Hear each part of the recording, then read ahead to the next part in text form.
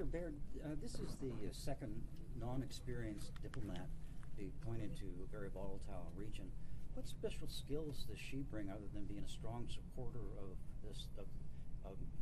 Prime Minister Netanyahu and a critic of the Palestinian leadership? Well, listen, this is not unusual. Of course, the previous Liberal government appointed Liberal MP David Berger. Mr. Mulroney appointed Norman Spector, so it's not unusual. She's a lawyer with 24 years of experience. She's smart, she's capable, and I think she'll represent Canada well. I mean, this government does not have, this government I think has leaned heavily on the professional foreign service for the overwhelming number of appointments. But this will be, I think, our third or fourth ambassador to Israel, our first non-diplomat. We have a lot of confidence that she'll be able to do a good job. She is being appointed as our ambassador to Israel, not to Ramallah. She has been critical of the Palestinian Authority and critical of the Israeli government on occasion. I think when Riyad Maliki, the foreign minister of the Palestinian Authority, was in Canada several months ago, he said we should be cautious and not be hostage to our past words. Obviously, since I think the article you're referring to, President Abbas and the Palestinian leadership have stepped up in a big way and shown great courage at working with Prime Minister Netanyahu and his government, who have also showed great courage. And I think John Kerry's made good progress, and we certainly can't be hostage to past comments. That's what the Palestinian leadership has said. That's what I believe. Mr. Baird, she does have a record, a written record, of being quite supportive of Mr. Netanyahu and quite supportive of Israel. So by picking her, what's the signal? What's the message you're sending to the Middle East? I think it won't be a huge shock to anyone that Canada is a strong supporter of the state of Israel. That won't be news or surprise to anyone. Listen, we have been a strong supporter of the only liberal democracy in the region.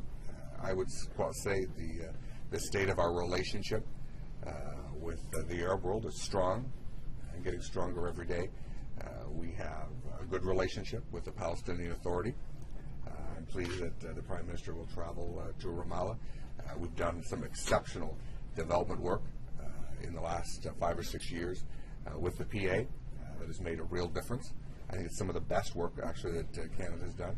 We have an excellent relationship with Jordan. We have established an early positive relationship with the interim government in Egypt, where we were able to get 2 Canadians out of jail. We have good relations with all the Gulf Cooperation Council members, strong relationship with the UAE and other countries, and we'll build on that. Vous dites que John Kerry fait des avancées notables. Qu'est-ce qui vous fait croire ça, et aussi quel est l'apport que le Canada pourrait amener à un possible accord de paix?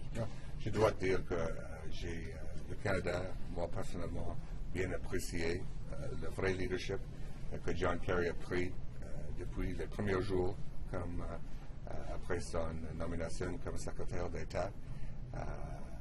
Il a fait de beaux progrès et j'ai offert au début de son terme, dans la première semaine qu'il était secrétaire d'État, l'appui du Canada pour ce processus. Je vais dire en anglais aussi. Listen, I think John Kerry has shown great courage and great leadership in the peace process. This is one of the most intractable problems in the world.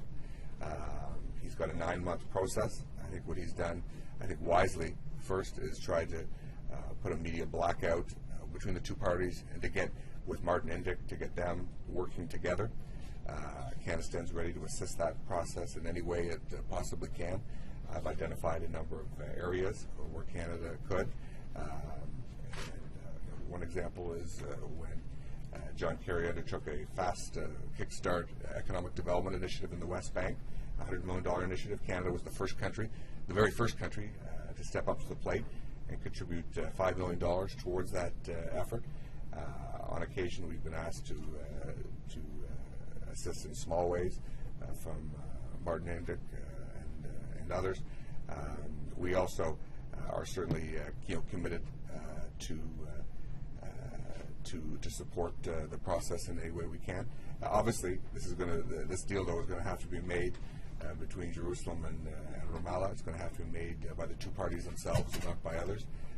But Canada stands ready to support the two parties and the American leadership in any way we can. Monsieur Baird, comment croyez-vous que votre nomination aujourd'hui d'ambassadrice sera interprétée par Ramala, justement, par la Non, je pense que on a nommé quelqu'un avec la même politique que le gouvernement du Canada. Il n'y a aucun nouveau, il n'y a rien de changement. Je dois te souligner, l'année dernière, on a nominé une représentante à Ramallah du Canada comme Viviane, une femme avec beaucoup d'expérience qui a fait un job formidable pour le Canada à Ramallah. Elle continuera de le faire. Le gouvernement de Ramallah, le président Abbas, savent bien que moi, que le Canada était un bon partenariat pour eux.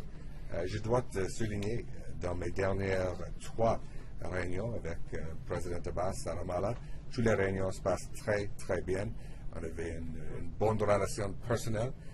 On a fait beaucoup de bonnes choses quand on travaille ensemble, avec l'opération Proteus, avec les Américains, avec l'aide bilatérale, et notre participation dans le domaine de l'aide humanitaire avec les organisations internationales.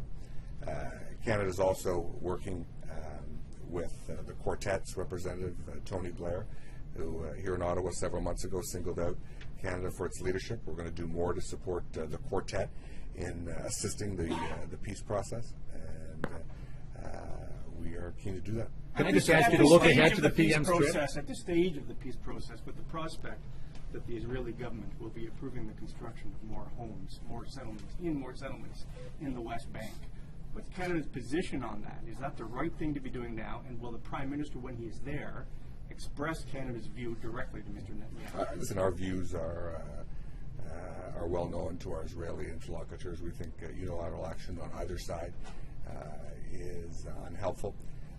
What does that mean? You can just tell me. What does that mean? It means just that. I'm not going to join on an international pylon. What we are going to do is try to constructively engage both parties. I know that the apartment expansions that were announced in recent days were surely well known to the Palestinians weeks, if not months, before they were announced. Do they condemn it? There was also the release of more than 24 prisoners. We're not going to pile on. We're going to support the process, and we'll have good conversations in both Ramallah and in Jerusalem. Thank you very much. Should they go ahead with The the Russian court decision to disapprove adoptions from countries which countenance same-sex marriage. Let me say this. Obviously, reasonable people can disagree on same-sex marriage. Obviously, I've been a strong supporter of it. As Minister of Community and Social Services in Ontario, same-sex adoptions have provided homes, loving homes, to hundreds, probably if not thousands, of people, children who needed a family, who needed a little bit of care and a little bit of love to grow. Obviously, the situation in the court decision, the government's policy in Russia comes as a great disappointment to us, and also comes as a great disappointment to dozens of Canadian families who were waiting, whether they were same-sex or opposite-sex couples. And we've made strong representations in Moscow to the government in this regard.